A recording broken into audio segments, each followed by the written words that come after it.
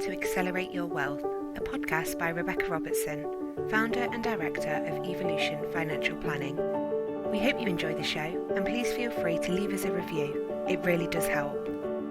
Feel free to connect with us on Facebook, LinkedIn and Instagram, or head over to www.rebeccarobertson.co.uk or our sponsor, Evolution Financial Planning, for regulated advice on www.evolutionfinancialplanning.co.uk/podcast. So today we're going to be talking to Kate Usher. Kate is a menopause coach and gender equality consultant, working for over 10 years with women and organisations to create modern menopause conversations that enable women to stay in their chosen careers and achieve their professional ambitions. Prior to this, she had 20 years experience working in IT transformational projects in a FTSE 100 organisation. Kate's first book, Your Second Phase, Reclaiming Work and Relationships During and After the Menopause, was shortlisted for the Business Book of the Year award in 2020.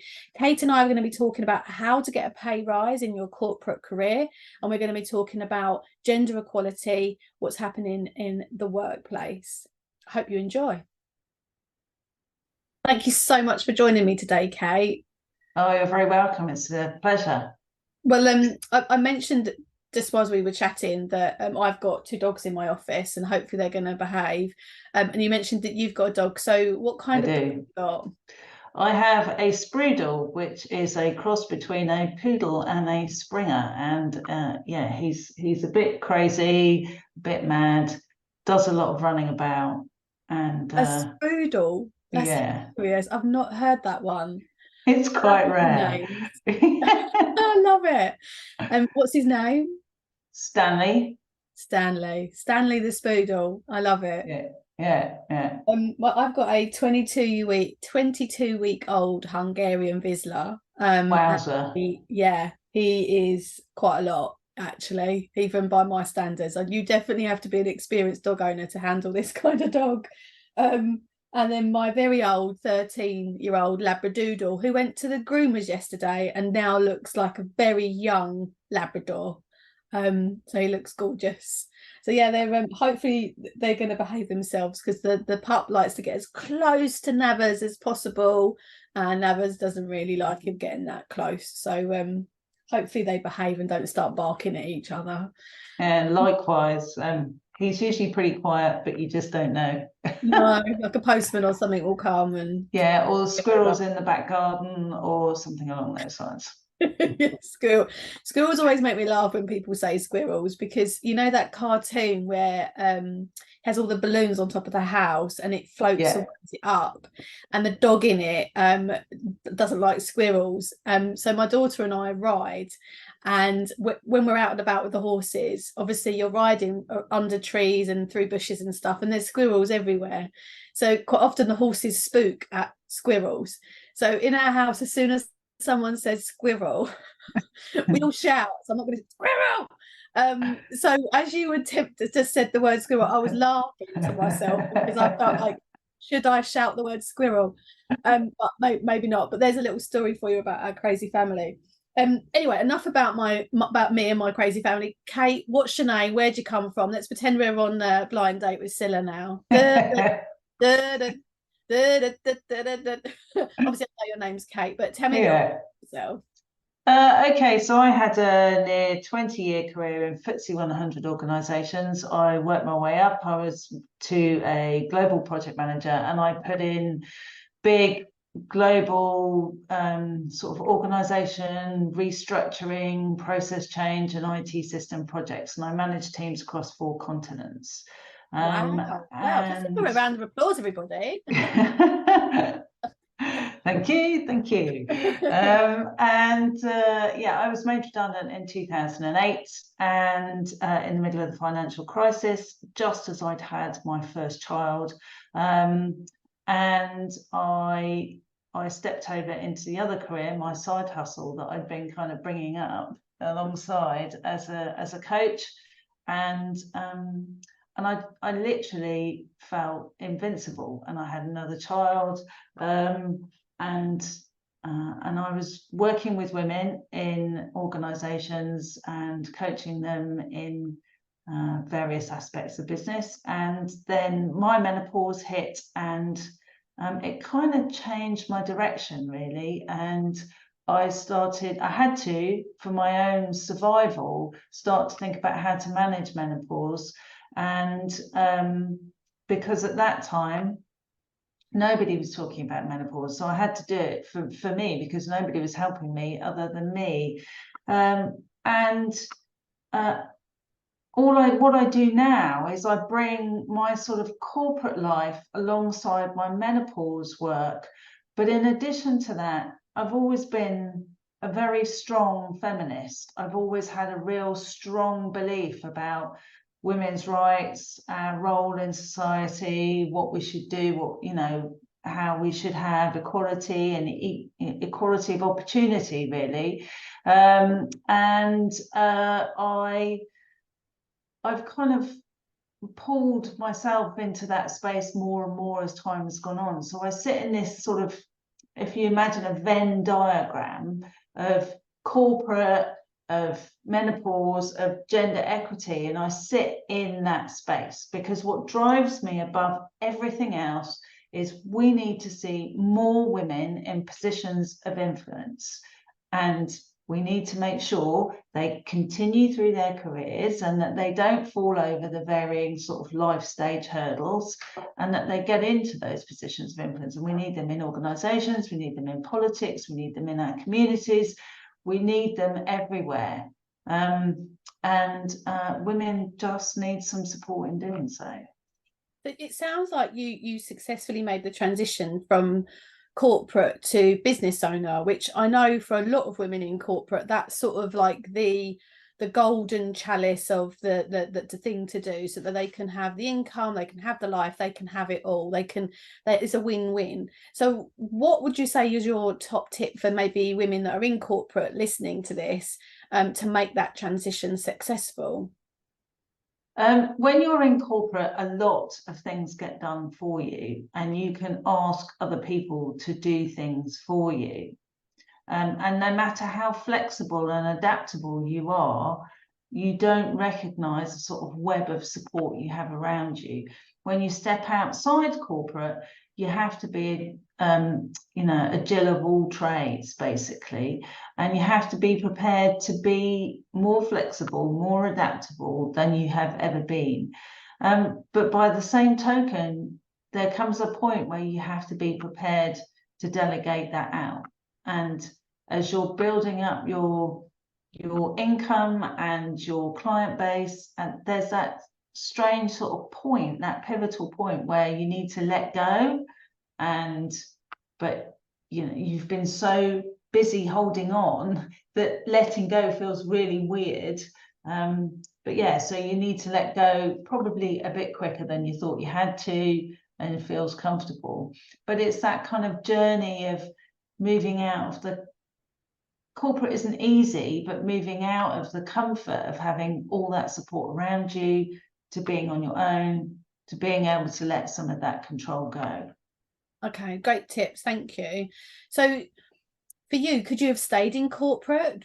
Can women have it all in corporate? Did you leave corporate because it wasn't fulfilling for you anymore? It wasn't flexible enough around children? Well, I think essentially I was becoming very aware that my corporate life was coming to an end, hence why I was building up the coaching in the background. I was working in a very technical environment, and I'm not technical. And I was very much a square peg in a round hole, but I was employed to be a square peg in a round hole. So I was the translator from the technical to the non. And that worked well, but I knew that I needed more. So for me, that was becoming quite apparent. And then having children as well, that really sort of brought that home. And Do you think women in corporate can have it all? I think they can. I think these days, increasingly, they can, but they need to be prepared to negotiate it. Negotiate the flexibility? flexibility, what they need from a career, what their ambitions are, where they want to go, what they want to do. We're not, in my experience, so great at standing there and being as assertive as we need to be when we're talking about what we want as far as finance is concerned, flexibility is concerned, what we're prepared to do, where our boundaries sit. And we have to be a lot more ballsy, a lot more bolshy than we actually are. It's interesting because I'm on tomorrow, happens to be tomorrow, I'm on a panel with the director of the CISI, which is basically investment and securities investment. You take your like degree, diplomas and things through them basically. Then there's also another female financial advisor, and then there's also another lady at Scottish Widows. And we had we're on a panel talking about the pension pay gap, and we're talking about, and this is at the Financial Times Financial Advisor Forum, which is tomorrow.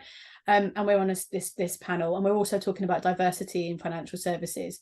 And so my point being is that the pension pay gap is down to the fact that we're having gaps in our employment, gaps in our salary, we're taking lesser paid roles, maybe going part-time, looking after grandparents or parents, etc. It's not just always the children element, but the children element does play a big part. And this particular lady, I sort of said, well, you can have it all because and you can do it. I have a husband.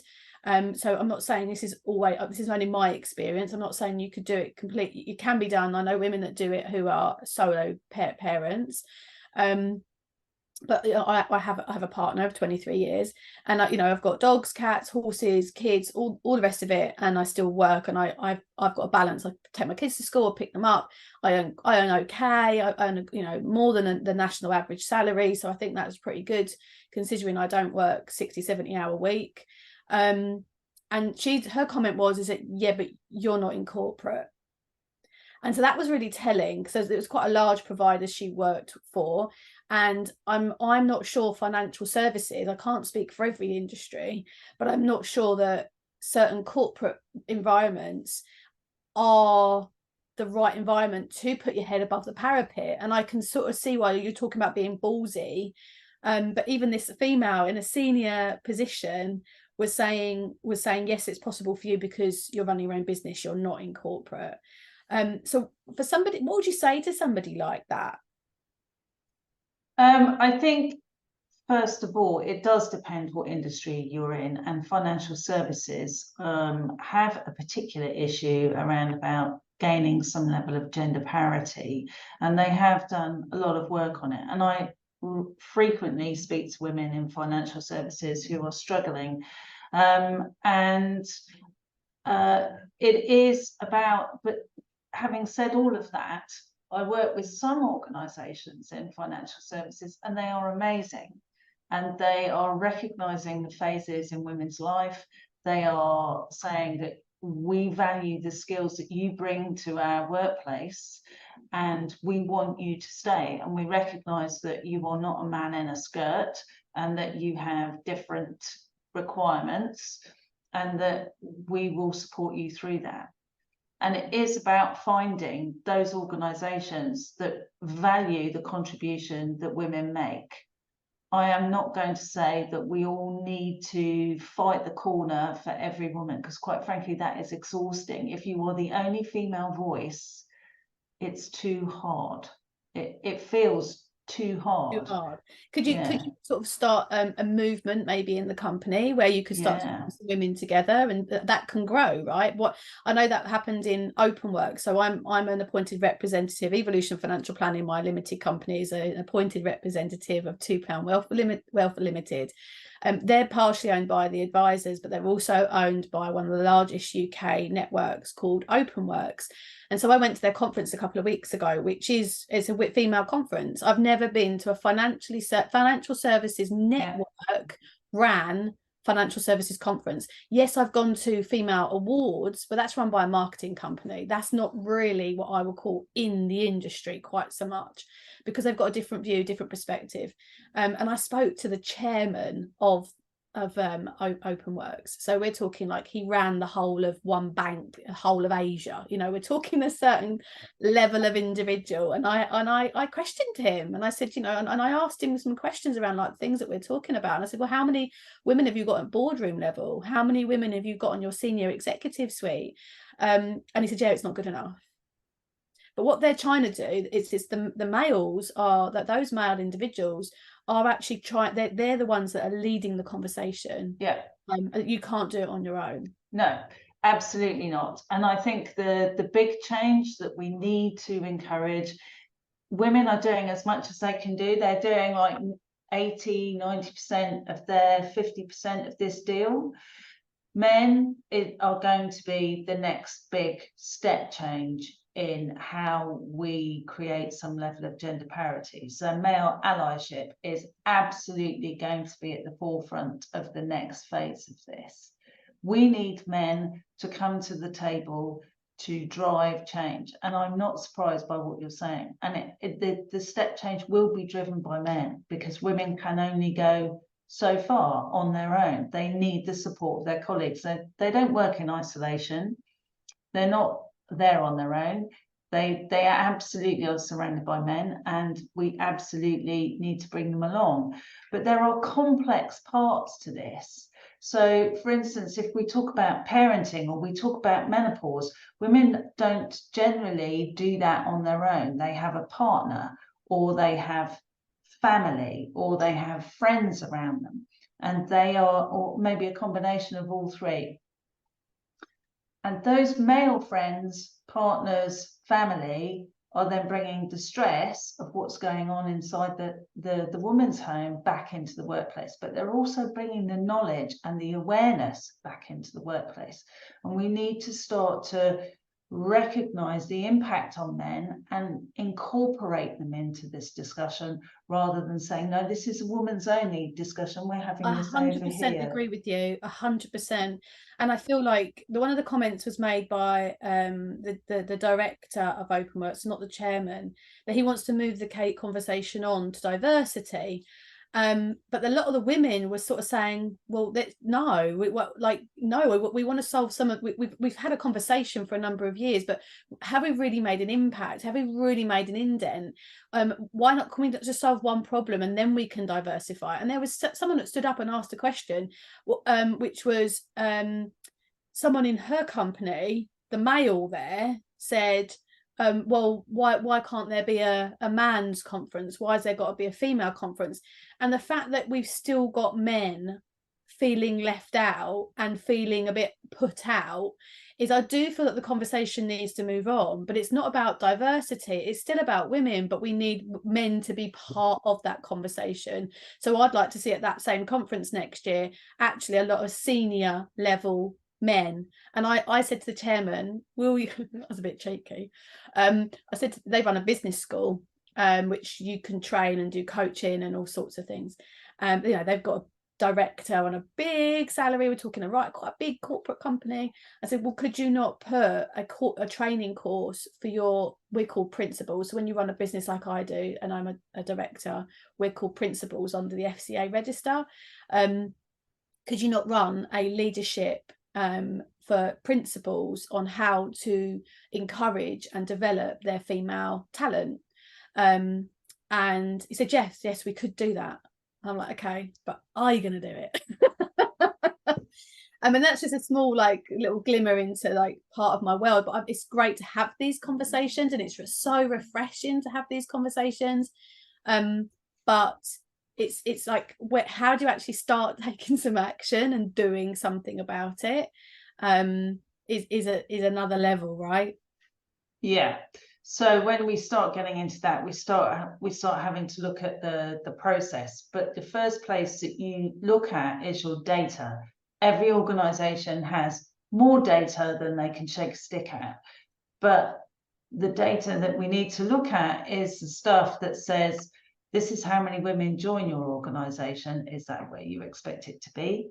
And this is where, how long they stay in your organization.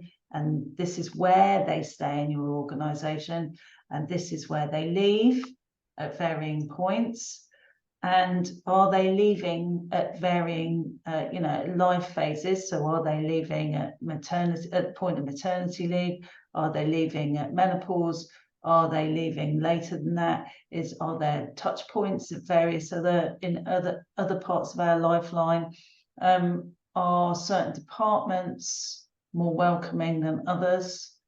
And what's the culture that inside all of that? And that's when it starts getting really interesting. Then we have to look at how we actually keep women in the organisation. What do we say? How do we keep them there? What do we do to nurture them, bring them onto the talent pipeline? What do we, do we actively choose women to bring them on the talent pipeline? Or do we do the, yeah, well, you need a little bit more rounding off. Let's nurture you for a bit more before we actually, whereas all the men, they're going, yeah, I think you're ready, come on through. So we tend to be over-mentored, under-sponsored. So we absolutely need to have a look at how we are bringing women along. And are we knitting in that bias from a very early stage? And we need to address those points and start doing it early. And totally be specific. If there are areas within your business that are terrible at keeping women, why is that? Don't shy away. Go and find out why that is. Be specific. And ask questions, right? Ask questions. I was talking to a lady. So I mentioned Navas went to the Groomers yesterday. And I was talking to the owner of the new shop. It's just brand new in my village. And you don't expect to have a conversation about paraplanning and financial reports and all that kind of thing with a dog shop grooming owner. And she said, I said, I've just got to transfer some money to my account, blah, blah, blah. She said, what do you do? I said, I'm a financial advisor, that kind of random conversation. I used to work before I set up the shop. I was a paraplanner. I think I was level 6. I did it for 20 years. I trained all the new advisors that came in, and we got into a whole conversation. And I said, why didn't you stay? Like, your talent is amazing. And now you've set up a dog shop. Why? She said, because they used to bring on new advisors that were male, and I literally used to get a red pen and put it through their reports and go, no, you can't say that, can't say that, can't say that. They really didn't have a clue, but they were so confident and cocky, and they joined as graduates just wanting to think they could do it all. Whereas even not now myself, I'd go to multi-million-pound clients with the advisor as the paraplanner and go along to appointments, and I wouldn't feel confident enough to be the advisor. There's this sort of lack of confidence, even though she's more qualified than the advisors, more experienced than the advisors, but she's, as a female, she didn't feel confident enough to be an advisor. And she said, but my skill set is more on the technical side, it's less on the people side, and it's more on the technical report side. And I said, but why didn't they keep you? Like, why did they not nurture you to a point where you would be? I just felt like I plateaued and I'd reached where I was going to get to, and I wasn't going to go any further, and I wanted to change. I was getting bored. I think it's such a shame. It is, but there's two sides to that. There are absolutely two sides to that. So for the corporate themselves, what a terrible waste of talent. They've spent years educating, training this particular person to do the amazing job that they do. Their connectedness is incredible. They would know everybody who came through that process of learning with her. She knew all of them, and they probably had gone off to other organizations, some of them. Her network within the industry was vast, and the minute she walked out, that went with her. That's irreplaceable. And in today's world of hybrid working, that kind of network is even more difficult to replace. It's to even create, because we're not meeting people in that kind of serendipitous kind of way that we used to. So for a corporate, it's not only the obvious cost, it's all the hidden costs as well, because to get someone back into that space, to learn how to do it, that kind of process of bringing them up to that level takes years. So they've lost from every perspective. But from her perspective, and this is something for all of us, we should never be embarrassed by our own ambition. We should feel confident in saying, no, actually, I need some new challenges. I need to do new things. And I know for myself that when I was in one of my corporate roles, I was starting to look around at the different departments in the organization and say, do you know what? I need some different kind of stuff to do here. I'm getting bored.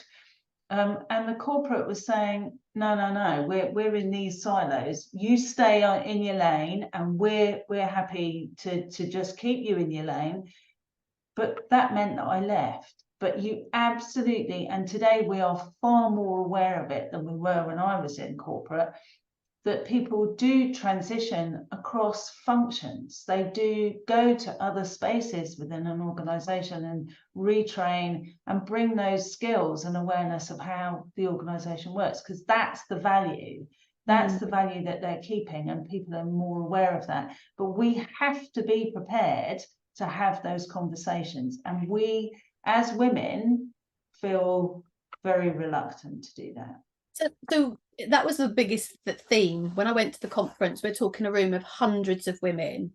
The theme was boundaries, knowing boundaries so you can manage your time more effectively, what to say no to at work and at home. And it was the glass ceiling. It was what's the word? Not, I want to say conspiracy theory. That is not it. Imposter syndrome. That's what yeah, so that was like the biggest theme. And when I was talking to the lady yesterday, the dog groomer lady, that was very much her theme as well. It's like as women, we typically, I mean, I had a saying when I was much younger, fake it till you make it. And when I doubted myself, I just said, fake it till you make it. Not because I was not authentic, not because I wasn't actually good at what I was doing. It's because that little gremlin that was my imposter syndrome, that would be my inner child saying, you're not good enough, you can't do this, you can't do that, which happened a lot when I was a child. I was not an academic. So the fact I'm doing what I'm doing now, I had to sort of push myself. And the way I did that was just by saying, fake it till you make it. Just go see what happens. What's the worst that could happen? I did push myself quite quickly. I was at 28. I was a regional sales manager, had the largest, most successful financial advisor team. That was unheard of at such a young age, and I was a female. So for women, it's very much about like, how do we overcome one of your 5 tips, one of them is be open about your ambition, but not everyone has that level of ambition. Some people, ambition might not be a financial ambition, but it might be to achieve a certain goal, but they wouldn't even think of that goal as even a potential option for them, because women want to be not just doing the job already, but doing it to an exceptional standard. Then they'll be paid for it. Then they go, okay, I actually, now I know my value. Now I see my value. I'm doing the job really well. I'm better than all my colleagues. I just passed this every single target, every single milestone, everything you've asked for. I've been doing it for 20 years. Now I understand my value. Now can I have a pay rise, please? But why? Why do women not see that value? Why do we feel that we have to be so beyond what perception of what everyone feels is a value? Why don't we see that value and that potential in ourselves sooner? Oh gosh, this goes back to our childhood, where we're told to be a good girl, where we're told to achieve, where we're told to be perfect, where we're told to be pretty, where we're told to be, sit nicely. So it's how we present continuously, not how we are. So it's all about fitting into the stereotypes of what a good girl is, or a head girl, or whatever it might be, or team captain. All of those things we're fed them, and in our childhood. So I'm in my 50s, and definitely when I was growing up, children you know, there was still that Victorian sort of perception of seen and not heard. And, you know, corporal punishment was still going on at school. And we absolutely were told in no uncertain terms that we had to be good. We had to, you know, always be right. We always had to do the right thing. And that's feeding into what we are now. You know, those perceptions and differences of what girls and boys are feeds into how we behave today, because that we have to be perfect at everything. We have to be brilliant before we ask for that promotion. So what's happened is we may have spent a decade waiting to be brilliant and perfect before we feel we have the right. But you know, men are not suffering from that. Men are going in every single year when they have the conversation with their manager going, well, what pay rise are you going to give me? What opportunities are you going to give me? I did some good stuff this year. Okay, I might have done the odd thing that wasn't right, but hey, you know, I did some good stuff. So that sort of proportionality is something that boys are taught. They're taught to be, you know, ambitious, hugely ambitious, and always be on the front foot, always be prepared to say, well, what about me? What about the work that I've done? Look at this, I did this really well over here. Yeah, don't look over there because that wasn't so great, but this is fab. So yeah, we're taught as women to be, you know, very contained, calm. And it was quite interesting. So when I was talking to that chairman, you know, it was interesting that we were asking difficult questions. We weren't being good girls. We were asking, you know, ruffling a few feathers. And if you want to be a change maker and you want to see change in the world, then you've got to ask difficult questions, and you've got to put yourself out there and put your head above the parapet. And will it go to advantage? Who knows? But you know what? I'd rather ask the question and see some sort of result from it than sit back and just wait and see what happens. But we were perceived as sort of I don't know what language was used, but there was a conversation between a group of individuals, and it was almost like, I don't know, I'm not saying that we were as the naughty lot, but it was a bit of that kind of language used. I forget which language exactly was used. But you're right in what you're saying, and I think we're encouraged, and I think differently, even when you go to these conferences, you don't want to, you want to blend in, you don't want to stand out. And I see a lot of the women are like that. They, you know, so we end up wearing what men are wearing. We end up sounding the same and all looking the same. And if you then stand out as a female by asking questions or looking differently or sounding differently, you're almost put into either you're the difficult one, or you're a show off, or you're cocky, or you're a bit of a bitch. And actually you're none of those things. And I think we don't have the right role models. That's a big part of it. You know, my role model of someone who was ambitious and you know, had a lot of money from a wealth perspective when I was growing up is someone like Cruella de Vil. That's the only example that we sort of relatively have. Everything else in terms of cartoons or anything that we're watching in terms of films, they're either, you know, evil killing puppies, or you know, the Devil Wears Prada. They're sort of not very nice people. So we're socially penalized for being assertive. So it's not just that we feel this, but everyone else thinks this too, that women should conform to female stereotypes. And if we step outside and we start being assertive and we start being bolshy and we start saying, no, this isn't right, this is what I want, we're accused of being difficult. We're accused of being, you know, shrill. We're accused of being like Cruella de Vil, who, let's face it, there has no redeeming factors about her whatsoever.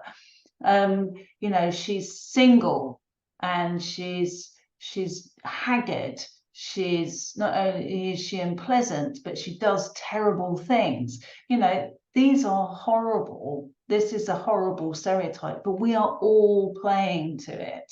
So women are penalized for stepping outside. So we have this terrible thing that we want to be more like we want to be, but by the same token, if we step too far away from the female stereotype, we are penalised for doing so. So it's a really delicate balance of how to use assertiveness with your femaleness.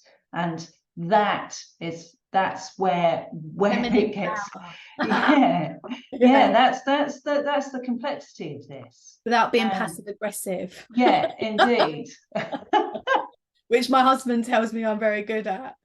I will say that my perimenopause experience, he's sort of coming to me with a conversation going, he runs a big team and he has females, and he's saying he's found that what I'm experiencing, he's seeing with other women in his team. And I think it helps him seeing me go through it, because he's seeing the more emotional side to it. And then he can, I think he can use that within his team as well. But I think when you're lacking in confidence, maybe you've just had children, maybe, you've got that imposter syndrome, and then maybe you think, oh, just go along with it, because to be quite honest, I can't really handle much more. The dog, the cats, the kids are keeping me enough up at night. I'm tired as it is.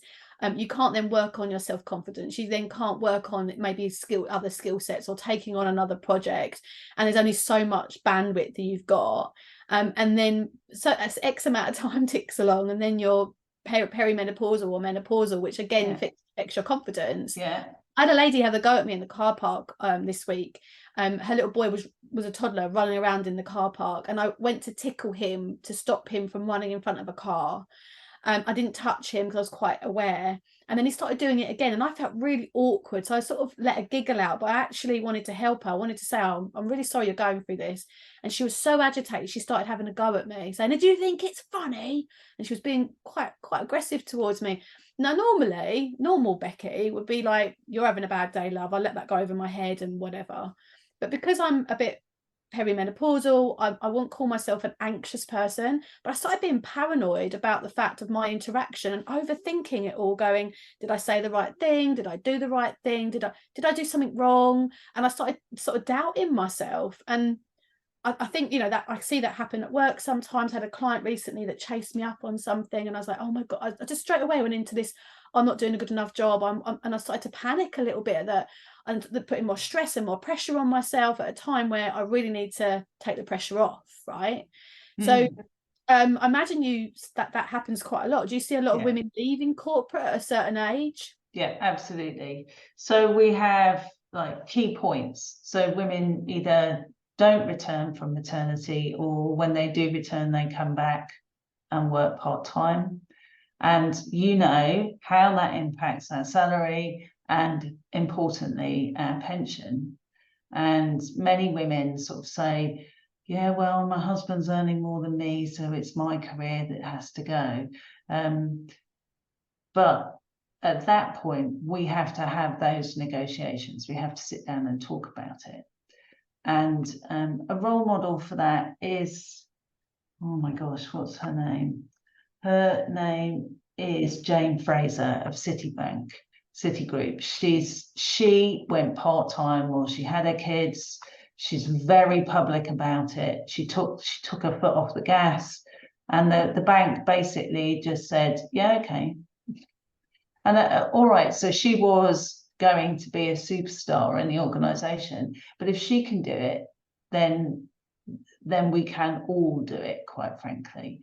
And then when we get to menopause, especially in that perimenopausal phase, when we're having those, anxiety is incredibly common, loss of confidence, because we start to lose that sort of immediate memory that we have. So those things around about remembering what you were saying, remembering why you were there, remembering what you were doing, how to do something. If you're giving a presentation and you're really stressed and your mind goes utterly blank, goodness me, that is not going to be good for your confidence. And women go, do you know what? I can't deal with it. I just can't deal with it, and I'm going to step back. And although we see 10% of women leave, we see many, many more just silently step away from their potential. And organizations need to wake up to that and go, hang on a minute, you were fantastic. What's happened to you It's not because you don't care. It's not because, you know, you're quiet quitting. It's because you just don't have any confidence because you're going through this. Let's put, you know, the metaphorical blanket of support around you and ensure that you stay on. Because if you've gone through every single hurdle and you're still fantastic at that point in your life, then my God, you are a talent that the organisation has to keep. Definitely.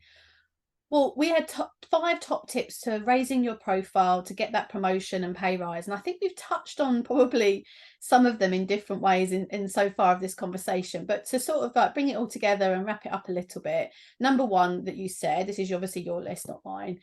Relationships create your route to success. So investing time in creating, developing, nurturing relationships. This means checking in with people, having a coffee, talking about what's going on, being supportive and supported by others. So we've talked about a bit about community. Yeah, absolutely. So every single relationship you have, your micro to the macro, is really, really important. They are a conduit to success.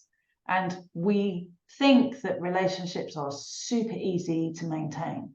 Well, when we've got all the stresses that you've just spoken about and all the stresses that I've just spoken about, when you've got all of that going on and you're working in a hybrid environment, relationships are tricky. They are really difficult because we have an expectation that they are frictionless. But of course, they are. When we are changing, there's suddenly friction in those relationships and people step back. They go, oh, I don't know if Kate's the person I thought she was.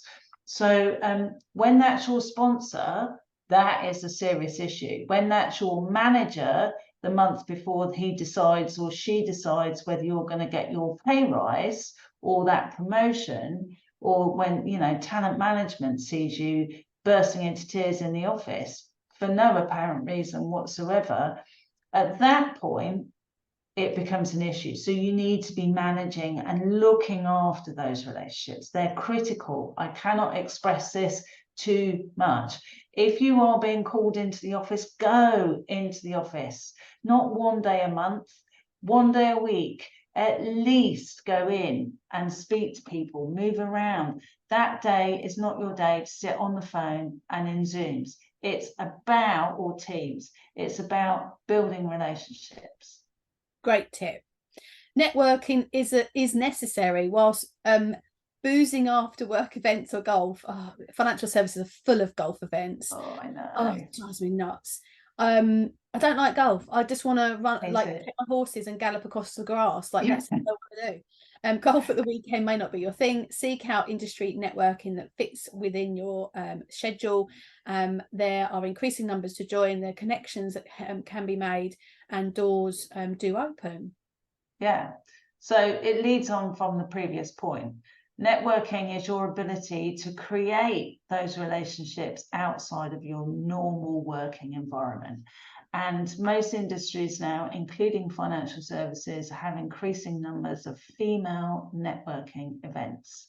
They are based around female sort of time pressures and needs. So plug into it, because you don't know where those relationships are going to lead. And equally, they might say, you know, this organisation, the one I work for, is fantastic. They're brilliant. They offer this level of service and they really want us to stay. And you just don't know where that's going to lead. So make time to network. Absolutely. And I found that with I've worked for 2 different networks previously. Obviously, I'm not employed, it's my own business. My newest one, which is called 2Plan, like I mentioned, when I joined the cell, we've got once a year we meet up for all the female advisors meet for lunch, and we have a female WhatsApp group where we all chat, and we help each other and support each other basically. And there's a Facebook group which is called Empowered, which is a female-led financial advisor firm group. It's not a limited company, it's not run by anyone, and they are starting mentoring, which I've signed up to be a mentor for. So there are things, but I'd be honest, if I didn't go out and look around and find it and you know, we all met up, all the girls that we've met on the WhatsApp group, we went to the conference last week and we all arranged to meet with each other and have drinks and stuff. But if it wasn't somebody leading that, then it wouldn't happen. So my only message to someone, if you're finding that that's lacking, then start your own. Yeah, And absolutely. it There hasn't is got to be like the hundreds of you, just if no. there's 6 of you, that's a start. Absolutely. And even if it's inside your organization, what it does is it creates a tight network of support and success for all of you. So you'll be swapping stories on what works, where to go, who to speak to, what areas are really in need of female support. All of that will be churning through that small group, and it's really important. There's a perception that women are rubbish at networking. I challenge anyone at that point. Never. Women are fantastic at networking. They just don't want to go out, swill down pints of beer late at night, or because, let's face it, we all know that things happen that shouldn't happen at events like that. Things are said that shouldn't be said, and people want to go home and see their family, or just want to go home. A lot of women, increasingly so, are not drinking. I am amazed at how this is becoming a trend, and if they don't want to go out to the pub for 3 or 4 hours with everyone getting steadily drunk and they're stone cold sober.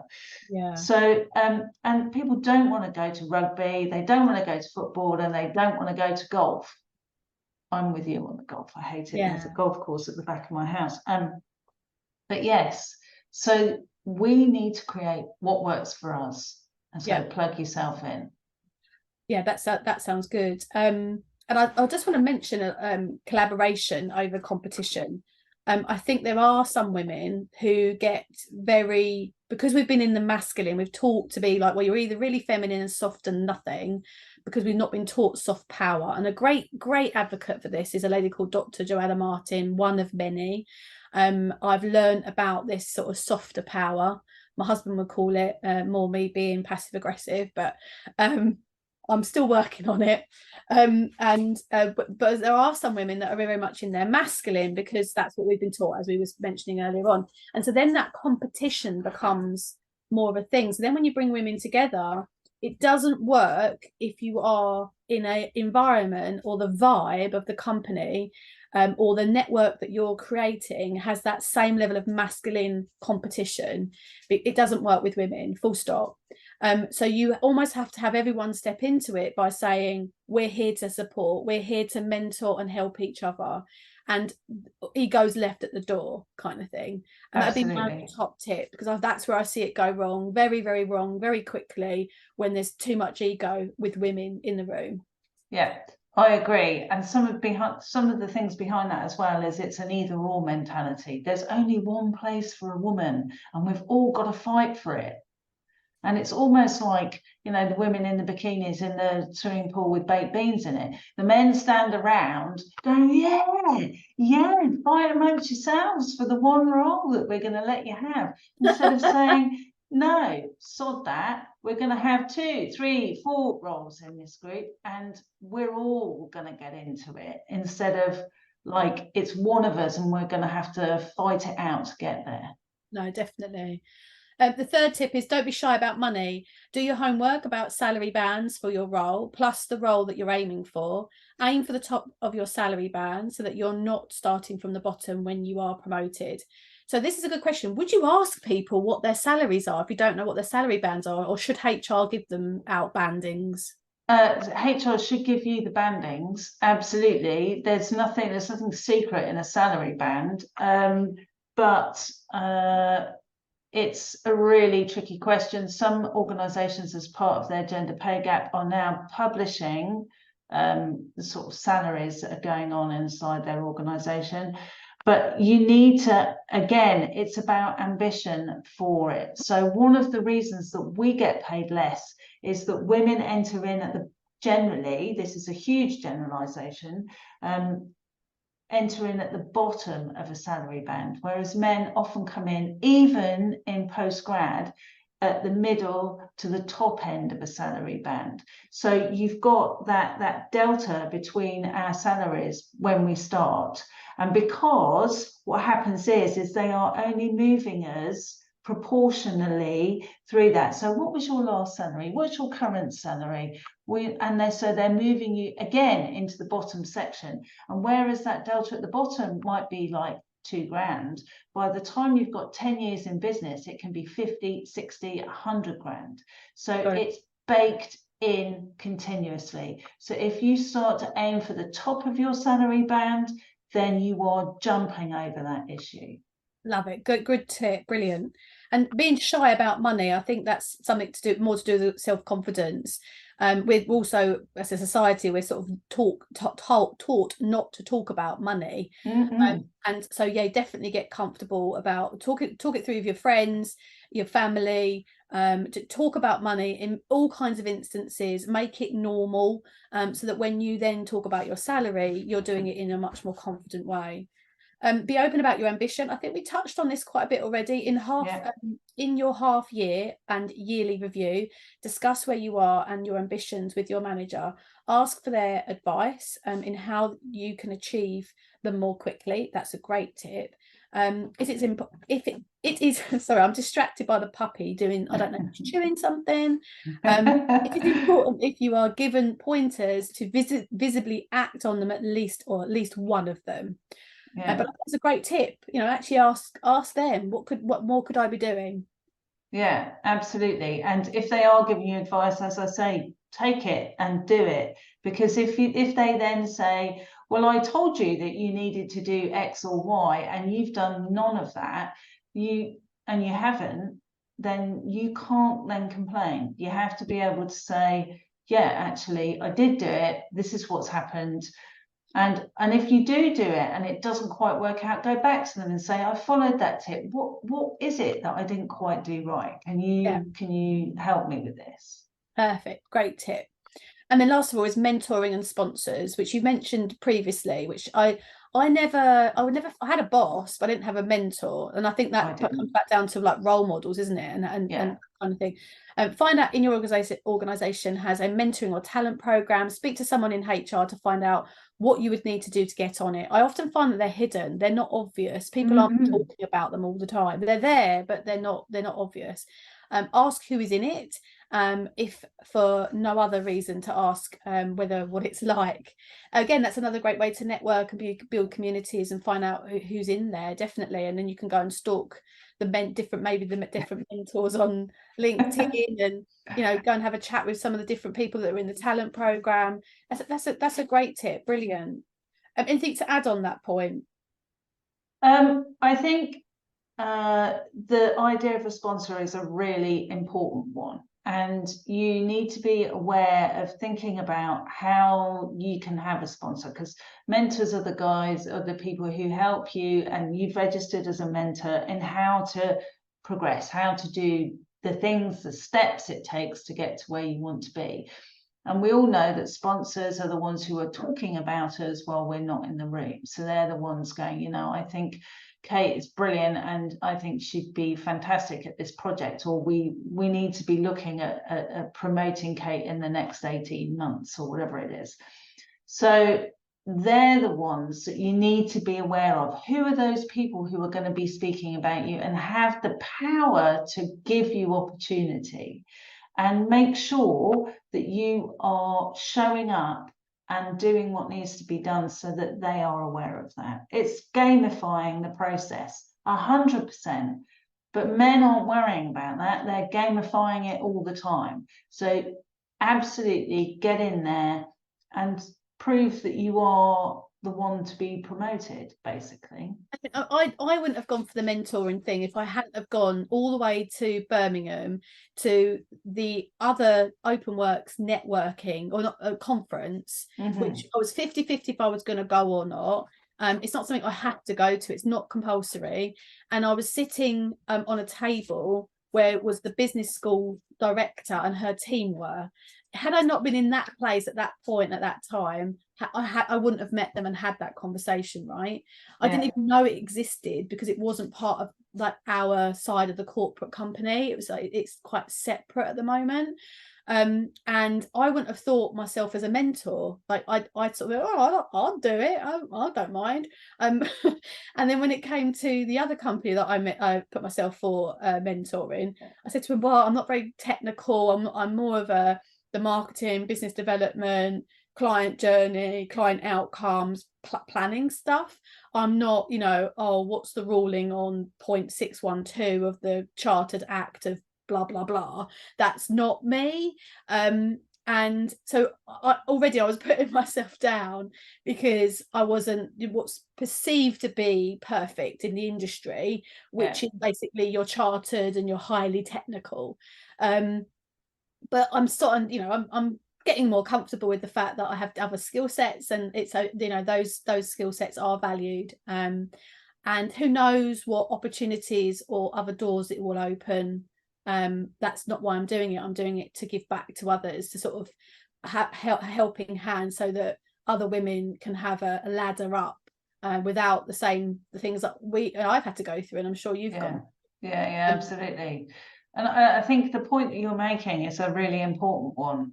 Mentors give you the skills in a part of your career. So if there's an area that you feel like you need some help with, or if you feel that you're good at but you're not quite good enough, or you really want to take it into the next level, then that mentor is the mentor who's brilliant in that space.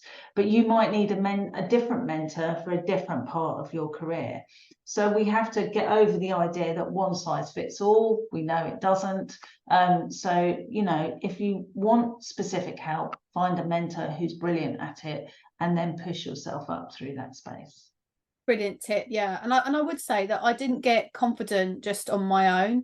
I think through networking, building relationships, having conversations, being around other financial advisors, that made me go, actually, I'm all right. My clients keep telling me that I'm good, and I think I'm good, but actually I'm doing all right. And so those that are sort of isolating themselves, you're not going to get anywhere by doing that, by isolating yourself more and more. And when you lose confidence, you tend to, and I certainly do, I go into myself. So it's a bit of a self-fulfilling prophecy where, yeah, you're just going around in circles. Well, they've been great 5 tips from you. Thank you for sending them to me beforehand, Kate, to read through. It's been an amazing conversation today. I've really enjoyed it. How can people work with you? How do you work with people at the moment? Okay, so I do a lot of work with corporates and women in corporates, so if you are finding that my specific sort of focus is around about relationships, conversations, gender equity and menopause, so in that really weird kind of box that I sit in. And so if you want to work with me, please do get in touch. I've got a website, so that's even that's 3 W's at menopauseinbusiness.com. .menopauseinbusiness.com. I completely fluffed that. Or you can email me at kate@menopauseinbusiness.com, or find me on LinkedIn. My God, I am there far too much. And someday I might actually get into Instagram, but there you go. So there's how you can find me. Perfect. And so do you do speaking sort of things? I do, yeah. So I do a lot of speaking. I'm a keynote speaker, and I do training, and I do coaching. So all sorts of stuff, and I do loads of analysis of the background stuff as well. Love it, love it, love it. Well, we'll share your links in our show notes, so you could, those listening, please go and connect with Kate, join the LinkedIn network with her, and, you know, maybe sharing pictures of your lovely, what's the breed again? I've forgotten. Sprudel. Yeah. Is it Stanley, did you say? Yeah. Do you share things like that on your LinkedIn of Stanley? No, not really. Keep it corporate then. Yeah, no, I like to keep him as ours, really. Oh, but I want to see a picture of him now. It's been lovely joining us today. Thank you so much for your time, and just get in touch with Kate if you want to have a conversation about any of the things that we've been talking about. If you're struggling with any of these things, then get in touch with Kate, and I'm sure she'll be happy to help. Absolutely. Thank you so much for inviting me. It's been an absolute pleasure. No, you're more than welcome. Thank you very much. Thank you for joining us on today's episode of Accelerate Your Wealth. For further help or to connect with Rebecca directly, please head over to the website www.rebeccarobertson.co.uk, where you can find further information on our planner, book, and how to further maximise your wealth. Our sponsor, Evolution Financial Planning, for regulated advice on pensions, investments, mortgages, insurances on www.evolutionfinancialplanning.co.uk/podcast.